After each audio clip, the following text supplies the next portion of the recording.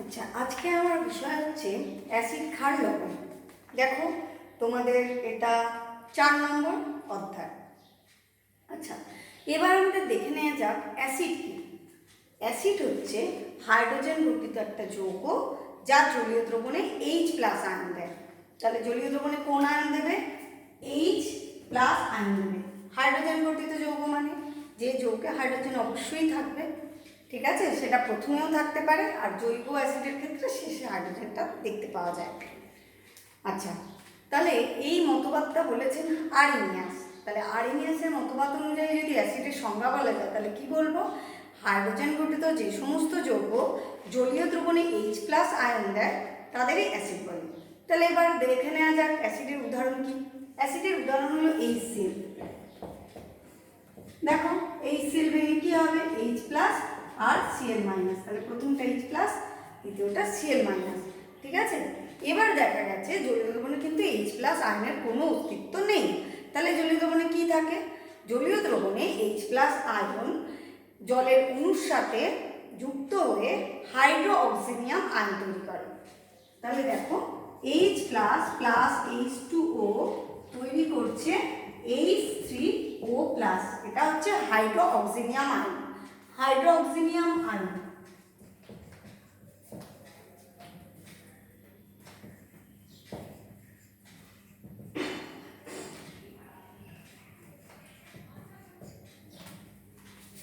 আচ্ছা, এবার দেখো তাহলে অ্যাসিড, এটা hydrochloric acid, HNO3, nitric acid, sulphuric acid.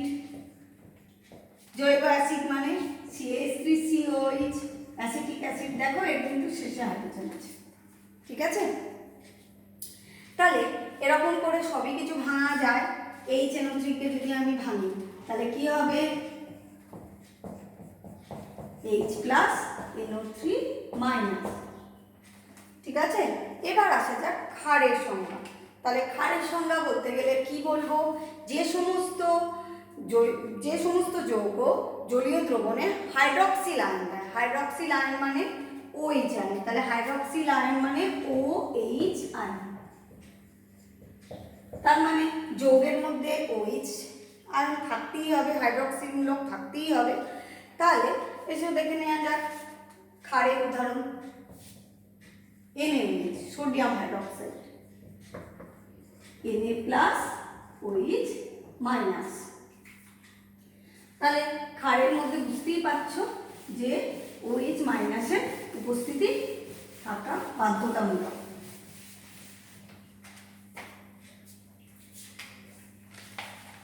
এবার চলে এসো নির্দেশক। তাহলে নির্দেশক কি? নির্দেশক হচ্ছে একটা জৈব যৌগ যা নির্দেশ করে কোনটা অ্যাসিড, কোনটা ক্ষার, কোনটা প্রশম পদার্থ।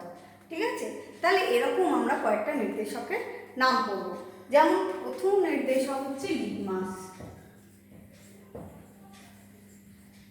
দ্বিতীয় মিথাইল অরেঞ্জ,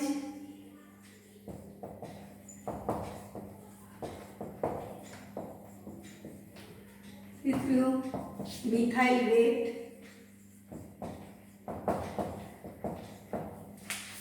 চতুর্থ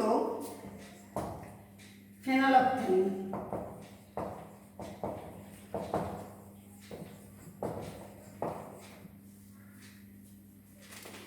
আচ্ছা, তাহলে এবার তোমরা দেখো লিটমাস। লিটমাস অ্যাসিড দ্রবণে কি রং, ক্ষার দ্রবণে কি রং, আর প্রশম দ্রবণে কি রং। ঠিক আছে? লিটমাসের বর্ণ কিন্তু অরিজিনাল বর্ণ হচ্ছে বেগুনি। তাহলে দেখো অ্যাসিড লাল লিটমাসকে, তাহলে অ্যাসিড হচ্ছে নীল লিটমাসকে লাল করে। ঠিক আছে? তাহলে অ্যাসিড দ্রবণে আমি চূড়ান্ত রং পাচ্ছি লাল, নীল লিটমাসকে লাল করছে। আচ্ছা, ক্ষার লাল লিটমাসকে নীল করে, তার মানে নীল রং চূড়ান্ত পাচ্ছি। আর প্রশম দ্রবণে কি? বেগুনি। হলো? এবার দেখো, এবার হচ্ছে মিথাইল অরেঞ্জ। মিথাইল অরেঞ্জের অরিজিনাল কালার কিন্তু কমলা। তাহলে কালারটা হচ্ছে কি? তার অরিজিনাল কালার কমলা। তাহলে অ্যাসিড দ্রবণে কি হবে? অ্যাসিড দ্রবণে হবে গোলাপি লাল।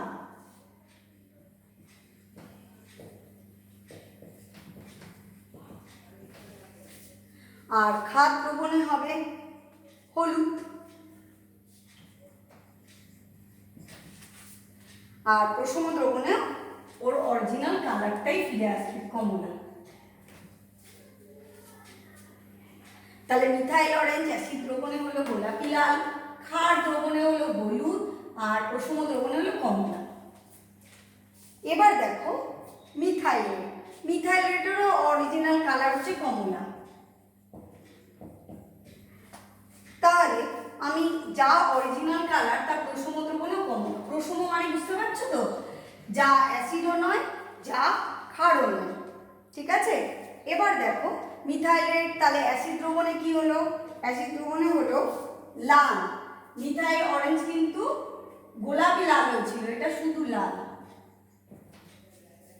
আর ক্ষার দ্রবণে হলো কি হলুদ।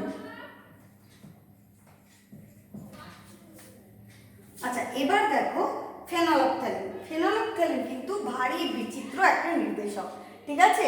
ও সবেতেই বর্ণহীন থাকবে, ওর অরিজিনাল কালার কিন্তু বর্ণহীন। তার মানে প্রশম দ্রবণে বুঝতেই পারছো বর্ণহীন তো হবেই, যার যেটা অরিজিনাল থাকে সেটাই কিন্তু সে প্রশম দ্রবণে শো করে। আর ক্ষার দ্রবণে ও কিন্তু বর্ণ দেখায় লালচে বেগুনি।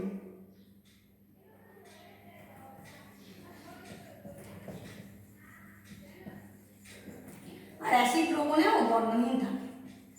তাহলে ফেনলফথ্যালিন এমন একটা নির্দেশক যা অ্যাসিড ও প্রশম দ্রবণে বর্ণহীন। প্রশম দ্রবণে তো বর্ণহীন হবেই, কারণ অরিজিনালি বর্ণহীন। আর ক্ষার দ্রবণে শুধু লালচে বেগুনি। তাই ফেনলফথ্যালিন দিয়ে তুমি মজার মজার ম্যাজিক করতে পারো, ঠিক আছে। কীরকম ম্যাজিক? তুমি কি করলে, যে রুমাল নিলে, একটাতে তুমি একটু ক্ষার দিয়েছ, রুমাল না নিলেও তুমি একটা কাগজ নিতে পারো, একটাতে তুমি ক্ষার নিয়েছো, এবার তুমি কিছু লিখেছো, ঠিক আছে। এবার কিছু লিখে তো সেটা দেখা যাচ্ছে না, ক্ষার দিয়ে তুমি কিছু লিখেছো, দেখা যাবে না। এবার তুমি ফেনলফথ্যালিন যদি স্প্রে করো সেই লেখাটা দেখতে পাবে। ভালো সুন্দর ম্যাজিক, তো এটা করতেই পারো। আচ্ছা এবার দেখো আমরা পড়বো সোডিয়াম হাইড্রোক্সাইড, সালফিউরিক অ্যাসিড ও হাইড্রোক্লোরিক অ্যাসিড এবং নাইট্রিক অ্যাসিডের শিল্প ব্যবহার। তাহলে এই যে অ্যাসিড, অ্যাসিড কিসের ব্যবহার হয়? শিল্পক্ষেত্রে। শিল্পক্ষেত্রে মানে বুঝতেই পারছো ইন্ডাস্ট্রি, যেগুলো ছাড়া আমাদের কিন্তু সভ্যতা এগোবে না, ঠিক আছে। তাহলে সোডিয়াম হাইড্রোক্সাইডের নাম বললেই তোমাদের মাথায় প্রথম আসবে সাবান, ঠিক আছে। সাবান তৈরি করতে সোডিয়াম হাইড্রোক্সাইড লাগে, আর কাগজ শিল্প। তাহলে এই দুটো ভালো করে পড়বে। আর এছাড়া সোডিয়ামের পণ্য উৎপাদনে পেট্রোলিয়াম শোধনে, তাই পেট্রোলিয়াম শোধনে কিন্তু লাগে। পেট্রোলিয়াম শোধন কোথায় হয় জানো? পশ্চিমবঙ্গে হলদিয়া। আচ্ছা এবার দেখো সালফিউরিক অ্যাসিডের ব্যবহার। তাহলে সালফিউরিক অ্যাসিডের ব্যবহার কি? সালফিউরিক অ্যাসিডের ব্যবহার যদি চাই, প্রথমেই মাথায় আসবে সার উৎপাদন। সার উৎপাদন মানে যে অ্যামোনিয়াম সালফেট, এই সার তৈরি করতে। তারপর হচ্ছে পেট্রোলিয়াম শোধনে, পেট্রোলিয়াম শোধনেও কিন্তু সালফিউরিক অ্যাসিড লাগে, ঠিক আছে। এবার দেখো হাইড্রোক্লোরিক অ্যাসিড, নাইট্রিক অ্যাসিড তৈরি করতে প্রভৃতি রাসায়নিক শিল্প প্রস্তুতিতে সালফিউরিক অ্যাসিড লাগে। আর বিস্ফোরক পদার্থ তৈরি করতেও লাগে। তাহলে সালফিউরিক অ্যাসিডের ব্যবহারগুলো কী কী হলো? পেট্রোলিয়াম শোধনে, সার হিসাবে অ্যামোনিয়াম সালফেট, সালফিউরিক অ্যাসিড থেকে যে লবণ তৈরি হবে সেটা সালফেট। আর হচ্ছে হাইড্রোক্লোরিক অ্যাসিড, নাইট্রিক অ্যাসিড উৎপাদনে, বহু রকম বিস্ফোরক পদার্থ তৈরি করতে, ঠিক আছে।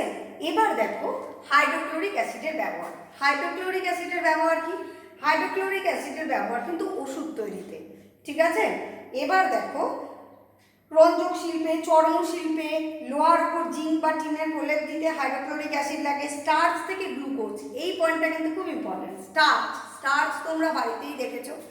স্টার্চ কোথায় পাওয়া যায় বলো তো? ভাতের ফ্যানে। তাহলে স্টার্চ থেকে গ্লুকোজ প্রস্তুতিতে HCl ব্যবহৃত হয়। এবার দেখো নাইট্রিক অ্যাসিডের ব্যবহার। তাহলে নাইট্রিক অ্যাসিডের ব্যবহার কি? নাইট্রিক অ্যাসিডের ব্যবহার হচ্ছে অ্যামোনিয়াম নাইট্রেট সার উৎপাদন। তাহলে অ্যামোনিয়াম নাইট্রেট, সালফিউরিক অ্যাসিড কিন্তু অ্যামোনিয়াম সালফেট তৈরি করতে কাজে লেগেছিল, আর এটা কিন্তু অ্যামোনিয়াম নাইট্রেট। তারপর বিস্ফোরক পদার্থ তৈরি করতে, বৈদ্যুতিক সেল তৈরি করতে এগুলোতে কাজে লাগে। তাহলে আরেকবার ব্যবহারগুলো ভালো করে দেখে নেওয়া যাক যাতে আমাদের সহজে মনে থাকে। তাহলে এরকম করে তোমরা লিখতে পারো, অ্যাসিড বা ক্ষার আর ব্যবহার। আচ্ছা, অ্যাসিড প্রথমে ক্ষার, সোডিয়াম হাইড্রোক্সাইড, এটা অ্যাসিড নয়, দেখতে পাচ্ছ ওইচ আছে, তাহলে এটা একটা ক্ষার। আচ্ছা, ব্যবহার তাহলে কি? আমি বলেছি যে সোডিয়াম হাইড্রোক্সাইড ব্যবহার বললেই তোমাদের প্রথমেই মাথায় আসবে সাবান প্রস্তুত করতে। সাবান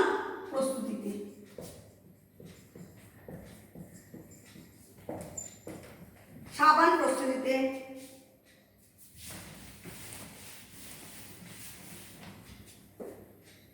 কাগজ শিল্পে,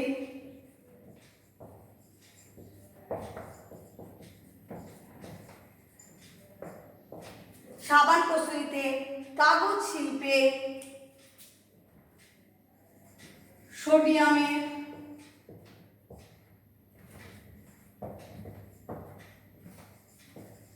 পণ্য উৎপাদনে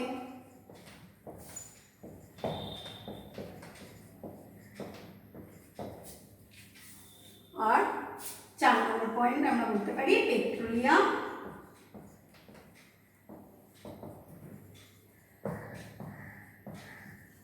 শোধন হলো। এবার দেখো আমরা তাহলে NaOH ক্ষার সম্বন্ধে সব জানতে পারলাম, তার ব্যবহারগুলো। এবার আমরা আসছি sulphuric acid, H2SO4। Sulphuric acid, প্রথমেই হাইড্রোজেন আছে, বুঝতেই পারছো এটা অ্যাসিড। আচ্ছা, এর ব্যবহার দেখো, তাহলে সালফিউরিক অ্যাসিডের ব্যবহার প্রথমেই 1 নম্বর অ্যামোনিয়াম সালফেট,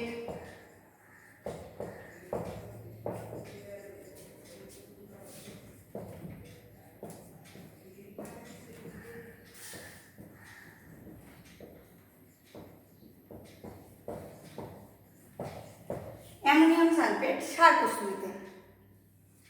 2 নম্বর পয়েন্ট পেট্রোলিয়াম শোধনী,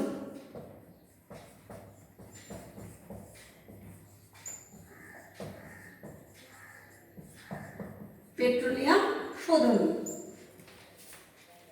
3 নম্বর পয়েন্ট বিস্ফোরক পদার্থ তৈরি করতে। বিস্ফোরক পদার্থ মানে যত রকম বাজি টাজিতে কাজে লাগে, বিস্ফোরক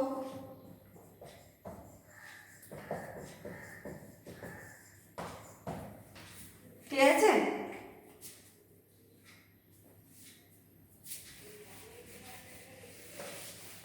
এবার দেখে নেওয়া যাক হাইড্রোক্লোরিক অ্যাসিডের ব্যবহার।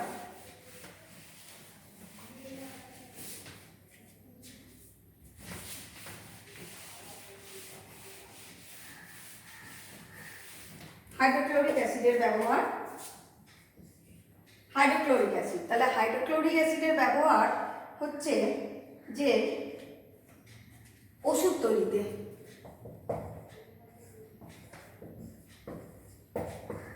ওষুধ তৈরিতে,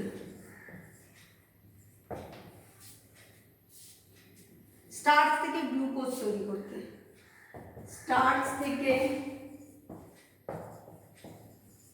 গ্লুকোজ তৈরি,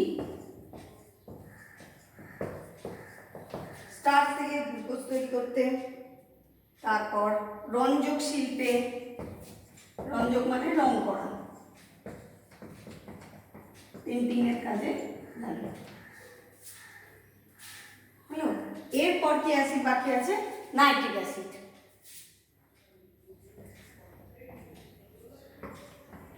নাইট্রিক অ্যাসিডের ব্যবহার 1 নম্বর অ্যামোনিয়াম নাইট্রেট,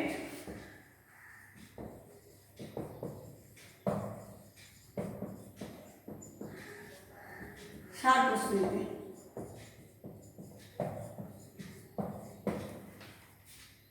2 অ্যামোনিয়াম নাইট্রেট সার প্রস্তুতিতে, বিস্ফোরক পদার্থ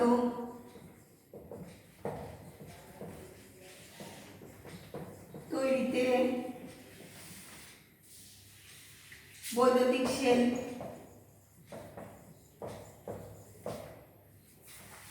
সেল তৈরি।